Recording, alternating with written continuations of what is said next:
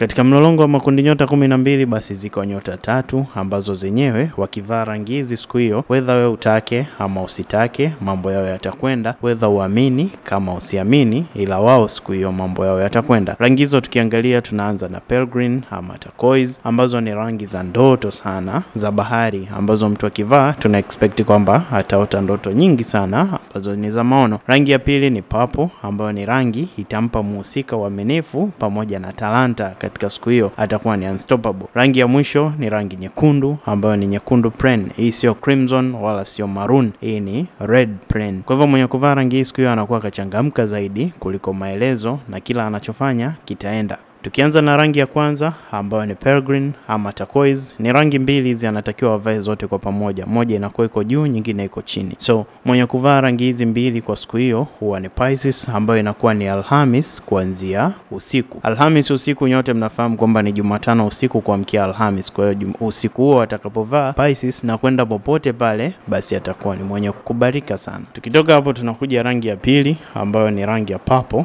ambayo itamletea uaminifu sana pamoja na talanta yake siku hiyo itakuwa ni kubwa kwa Sagittarius. Sagittarius ni mshale. So baada ya hapo tukitoka hiyo tunaenda kwa Aries. Aries ambaye ni rangi nyekundu akivaa siku hiyo ya Jumanne, ambao huwa mara nyingi ni Jumanne katikati ya siku. Yaani wakati ule jua linakuwa limechemka sana kuanzia saa 6, 7, 8 na kuendelea, wakati jua limechemka na aka point kitu chochote anachokuwa anakitaka kwenda kukifanikisha, basi huwa anakuwa anafanikiwa. Tukirudi kwa Sagittarius kuhusiana na purple, basi purple ya Sagittarius anatakiwa aweze kuivaa mapema sana asubuhi wakati jua linachomoza na kushinda nayo siku nzima. Hii ni Rakim's Spiritual, mpaka wakati mwingine.